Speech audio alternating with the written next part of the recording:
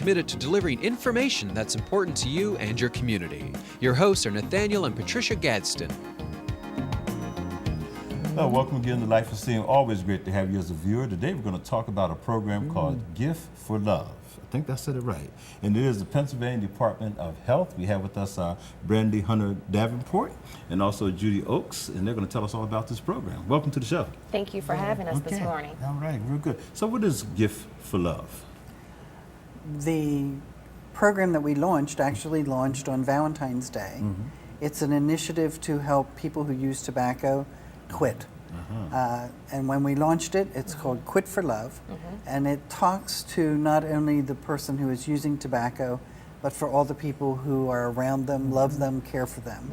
And we are trying to reach them to tell them Pennsylvania has an incredible resource to help them stop using tobacco. Now, when I started off, I was saying, did I say quit or did I say gift? He said gift. You said gift. I thought I said gift. Either one fits because it truly is a gift as well. It is a quit for love, a quit tobacco. Yes. Really? Okay. So the program itself, we actually are offering free NRT, which is nicotine replacement therapy, to individuals looking for assistance in their quit attempts. What we're finding, and as I've learned from working with Judy, is that most individuals are more likely to be successful if they are using an NRT product as well as getting counseling. So we're offering everything through our 1-800-QUIT line to individuals to help them with their quit attempts. How big of a problem is this?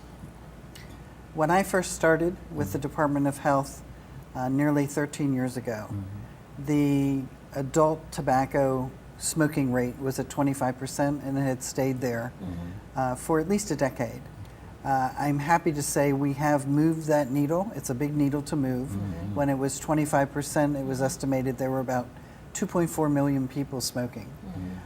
Today, it's at 18%, but it's still 1.8 million who are using tobacco and smoking. And so, as Brandi said, this initiative is tapping into our knowledge and what we've learned over time. Just as when you start using tobacco, it takes practice to learn how to smoke. Quitting also takes practice. But the good news, the message is that every time you make that quit attempt, there's a layering effect and you increase the odds that you will be successful.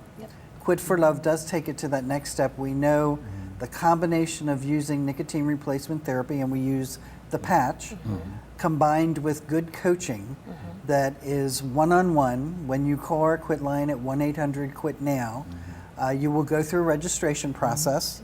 They have to get some information.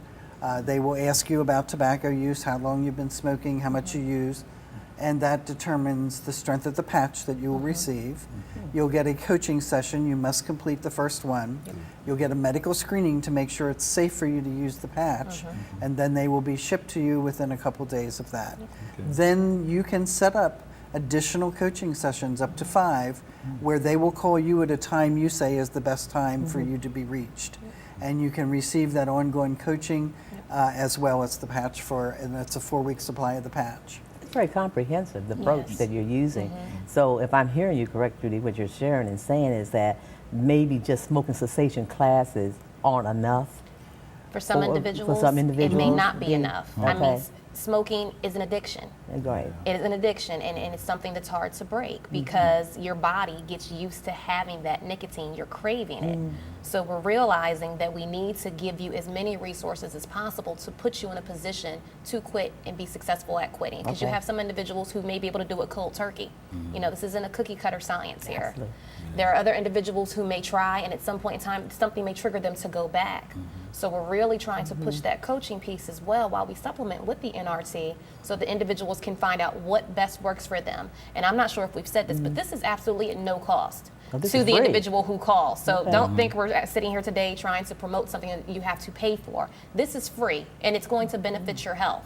So that's what we really want to get across to individuals. This is free. And anyone who tuned in late, we use acronyms a lot. We say NRC. Is that NRT, nicotine replacement therapy. Nicotine replacement therapy. Okay, we got that. Okay. You know, 2 quick stories. My mother died of lung cancer from And so nicotine. did my mother. And your mother as well. And I watched them both struggle. And even when my mother was diagnosed with cancer, I remember the doctor saying to me, you know, don't try to stop her from smoking. I mean, at this point, it's so aggressive and everything. He said, let her be at peace. You know, he said, it's such a difficult thing to break.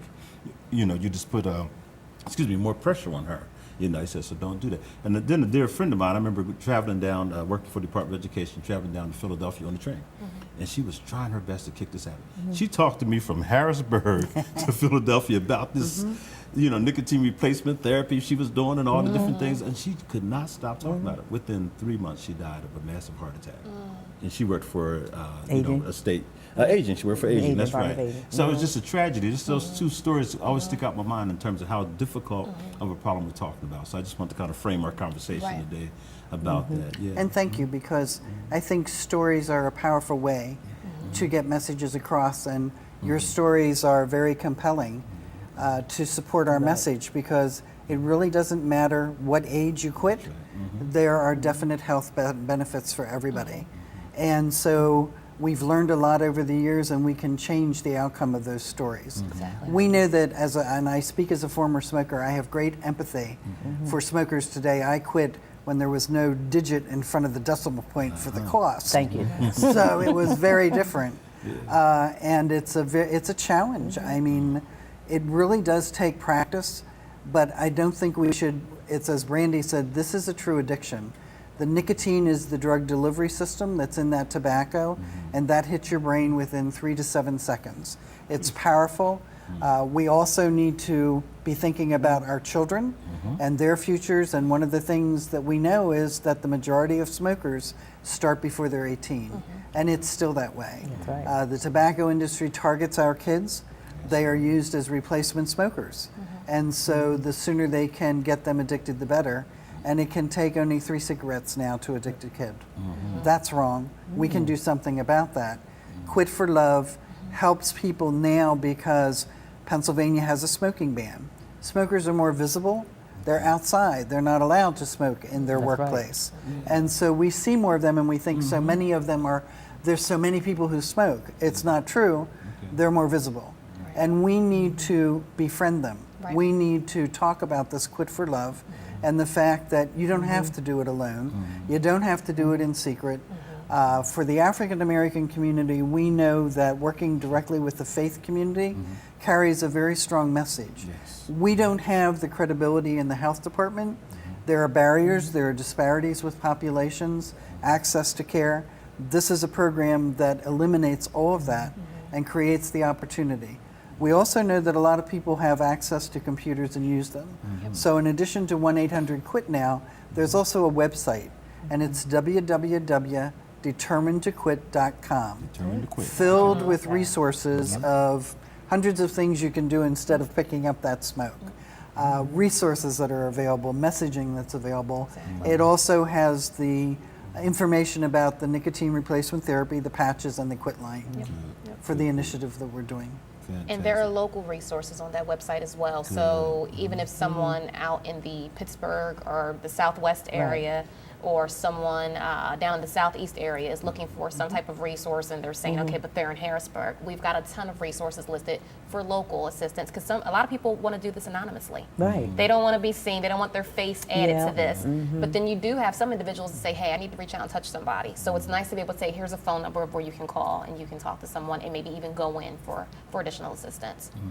Good stuff. Yeah, you said this particular initiative campaign started around We launched it on Valentine's Day Okay. to carry that love message. Yes. And we speak about loving yourself, caring enough to make that change, loving somebody, willing to make that change. And you and I have spoken before about our children and the impact that has had. We did. Yeah, absolutely. That was, and also about women and smoking and the differences, where men will frequently try to go cold turkey, which is, we know, is for some successful, but not for, it has a very lower success rate. And so this opportunity is to give the best resources we know to double the chances of quitting. But we also know that women struggle differently than men with tobacco. It's like we have a relationship with that cigarette. And that speaks volumes, and the message I would say is, you're not alone. When you think that I'm the only one that is having this struggle and I just can't do it, don't give up. Don't give up. Keep trying. The chances are you'll be successful. I remember back when they used to have commercials on TV. I don't think they do that anymore, right? They don't have commercials on They TV? are not allowed to I don't have. think They're not so, allowed that's to, right. right. So I remember back, though, it always seemed sort of sexy for the woman to have the cigarette We between her just fingers. had that and- conversation 2 days ago. What is this? It's bad. Yep. It used to be physicians used to advertise for tobacco companies, and they would try to sell the smokes.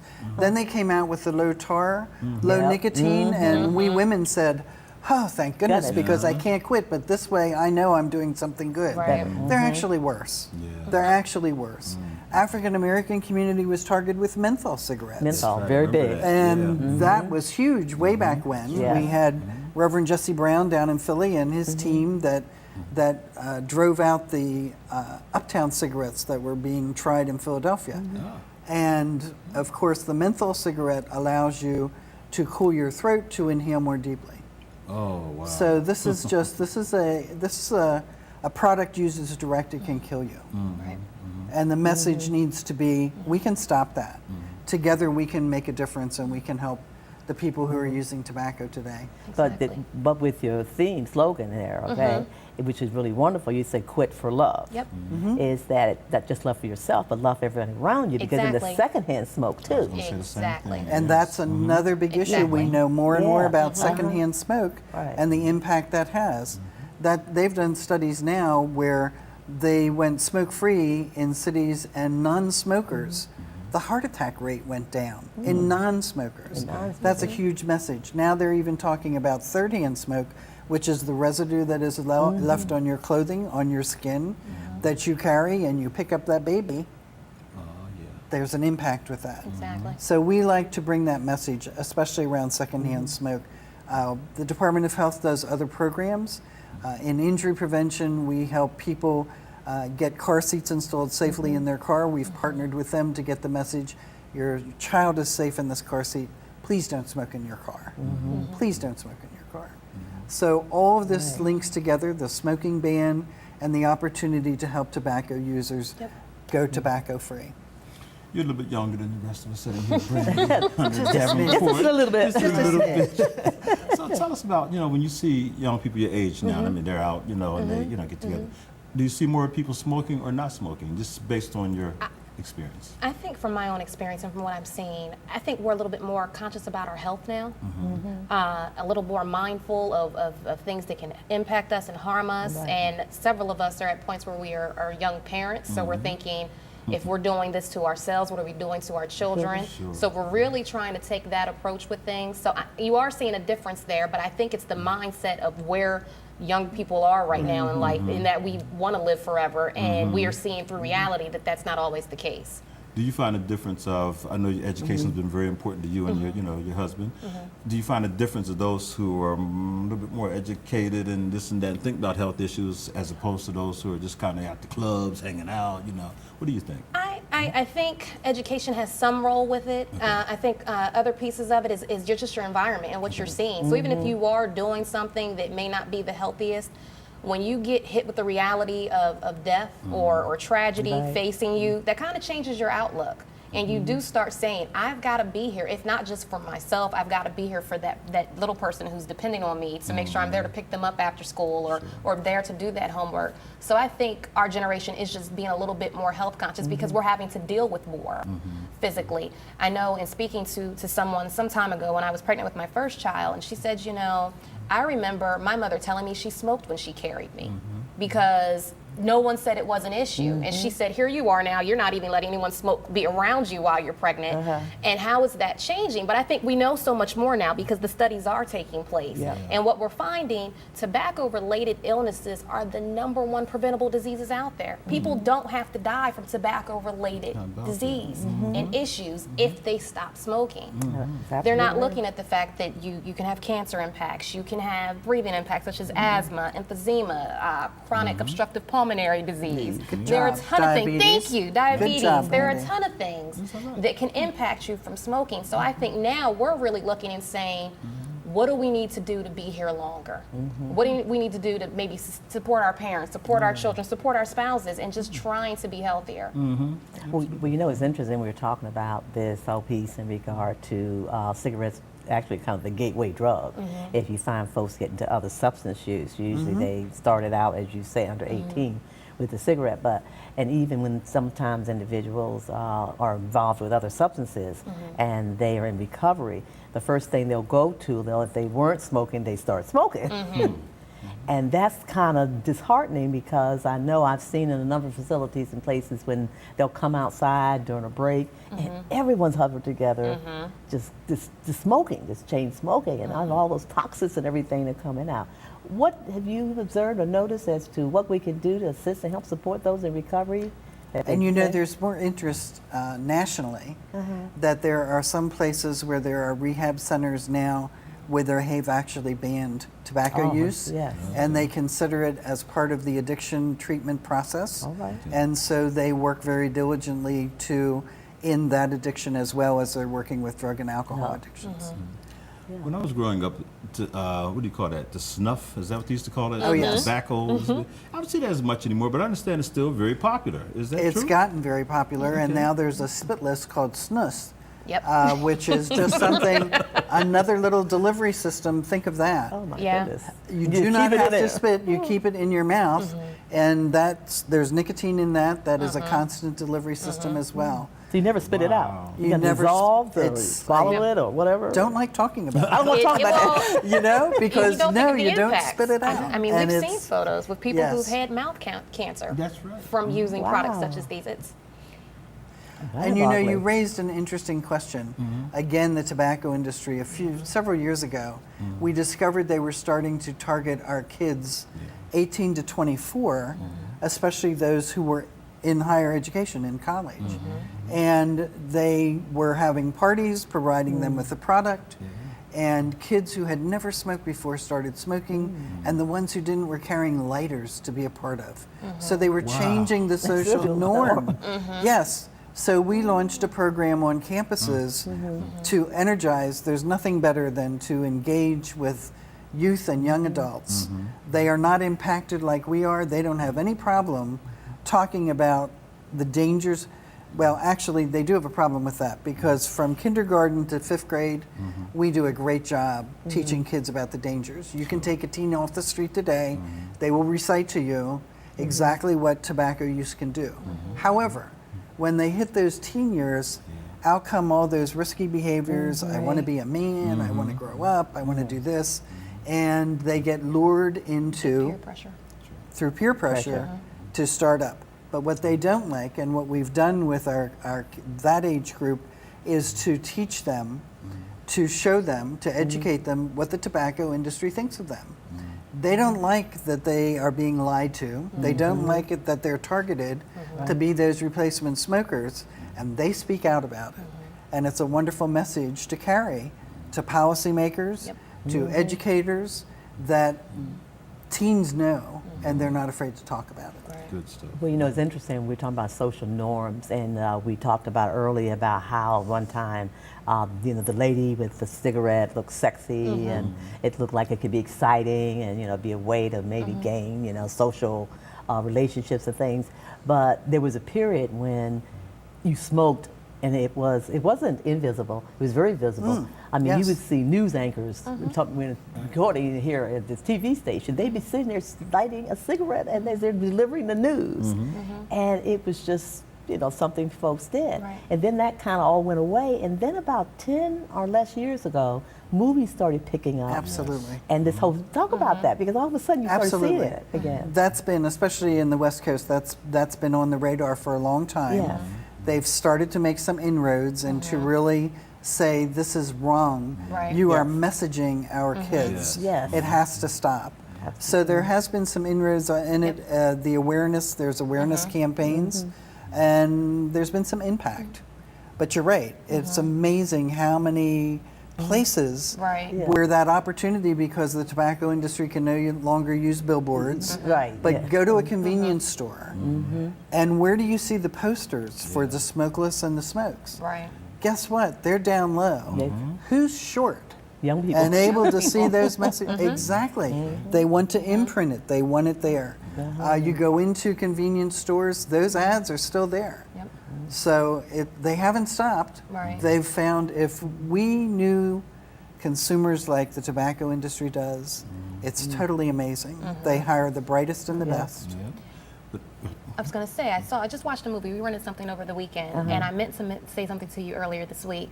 Now, there was smoking in the movie, but before the movie started, there was a piece that came up on the screen that said, there is cigarette use in this movie, and they went on to say that this is not in any means or way to frame our feelings toward disclaimer, huh? tobacco use. Exactly, it was a disclaimer. Absolutely. And that's the first time I've ever seen something like that in renting a movie to watch at home, and I was just like, wow, that's amazing. interesting. Because usually you just Good. watch it, someone's smoking, and you say, okay, keep going. But it was really nice to see that in there to say, hey, it's in here. We're not trying to promote it. Exactly, exactly. So it's nice to see that people are picking up on that. Yeah. Absolutely, because movies are very powerful subliminal messages. We want to imitate and all that kind of stuff. Right. It's really crazy. Yeah, it's crazy. Years ago, there was a big settlement with the tobacco industry. Let's talk about that a little bit. What did that mean? Did it have impact? And obviously, it must have had some impact. Absolutely, Okay. and I was here then, and it was the Tobacco Master Settlement Agreement. Okay.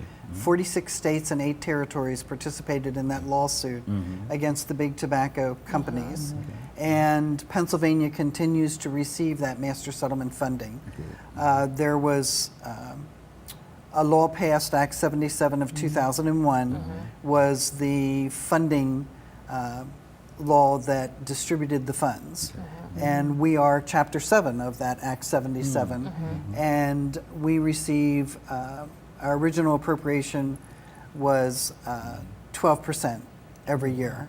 It's been reduced over time, but in the very beginning, we had a budget that was a little over $2.1 million. And the very first year of that settlement, we had an additional $42 million. Wow. And it was amazing what we were able to do. We did a lot of cart before the horse because it was coming and you had to do planning. And it was very prescriptive as to how the money went out. We know that things happen at that grassroots level. It takes a village, it has to happen at the community. So 70% of our dollars actually go out so that we can touch those community, touch the people, the grassroots people, and make sure resources are out there. So over time, we were able to do a huge media campaign to educate the retailers who sold tobacco illegally. Back in '96, over half of our retailers were selling illegally to our kids under 18. Over half of them. Wow. And for the last 7 years, it's been a single digit. Yep. We're at 6.9% now. Oh, Yep. And it's that was one of our best campaigns because now you can go in and it's not unusual for me to hear somebody saying, "Did you card that kid?" Yeah. Right. That's a very different message. But I think convenience stores continue to struggle. They have an 80% turnover in staff. Exactly. It's a very busy place. We try to work with retailers and educate them, but we also go out and do enforcement checks. Right. Yep. Have you been able to get the hip hop generation involved in this? Because they have tremendous influence, not just in the young people, but older as well. And they were doing the Black and Miles and all this other Right. kind of stuff, So and I noticed they've gotten into voter registration and a couple other things. So what about that campaign? You want to talk about breathing room a little bit? We've done a couple things. Sterling Barr might be a name you knew. He did hip hop, Okay. and he did some wonderful things for us.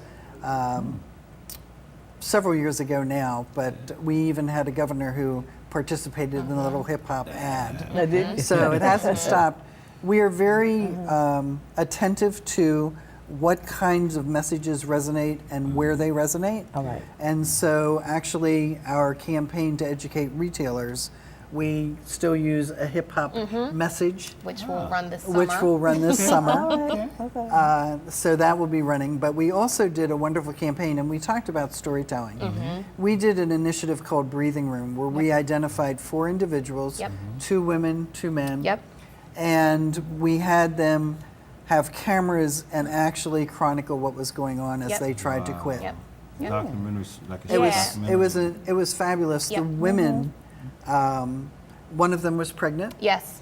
So we went through her story while she tried to quit Oh, while my goodness. carrying her child. And she was actually successful She in was quitting. very successful, yes, yes. But In she fact- lived in a house full of smokers, though. Yes, she that did. was her one impact. Oh, So she okay. has since moved into her own place Okay, and wonderful. moved herself and her son out of that situation. And one of the men had a grandmother with diabetes. Yes. Did you? And Yeah. diabetes is impacted significantly by Exactly. tobacco use Is that right? because it changes your circulation. And Yep. if you have problems with wound healing, Yep. you're going to struggle more with that wound healing if you're using tobacco. So the messages were so powerful Yeah. because they were so very real. Right. These people were so engaged and so willing to talk about what it felt like, Yeah. what they were going through. There was one of the men was out job hunting all of the time, and Yeah. I mean he struggled, Yeah. but they all gave it a really good Yeah, they try, did. and They it did. was And the episodes are still available for They viewing. are. Good. If anyone would want to see them, Okay. it's www.breathingroom.tv. .tv. .tv. And fabulous stories. It has that MTV real world feel to it as you're following them, and you kind of fell in love with everybody because Yes. you want to see them do Yeah, well. right. And even now, we still know they're doing pretty good. All four of them All are of them. doing Okay. pretty good. Good I stuff. think the young ladies were completely successful with their quit attempts. they were, and the other The gal young had a men- child also. Yep, she did. Yes. She had another baby. And then the young men, while they have not maybe stopped smoking, they have reduced the amount of nicotine they're consuming. And that is still a success story because they are still taking those steps to quit smoking. Harm reduction. Right? Years ago, I remember a guy attempting to swim. I'll just say the English Channel. I think that's what it was. And he was a quadriplegic, and he was at Temple University, and he got up there and he was doing this thing, and he came just that short. And there was this young lady in Philadelphia who was also in the same condition as he was in, but he was always in the newspaper about doing something great. And she said when he did not complete that, but the way he embraced it and talked about, she said that moved her to want to try. One of the things I hear all the time is that people say, you make it sound so easy, but it's not easy. Right. And so they're sitting there struggling. So there's someone right now watching this program who is struggling with this whole notion of wanting to quit. But they're Right. thinking, well, that all sounds great, but I could probably never do it. What did you say to them to say that, yes, you can? How can they quit for love? They just got to keep pushing. Keep pushing. They got to keep pushing. And again, it's free. We're offering a free resource here with coaching and the like. So Yeah. you really don't have a reason to not make the attempt.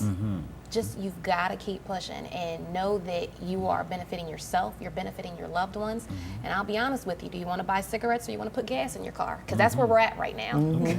Wow, So, that's powerful. I mean, that's something to think about. Okay. Well, we've gotten down to 1 minute. We could talk for another hour. I I feel right at home. Thank you so much.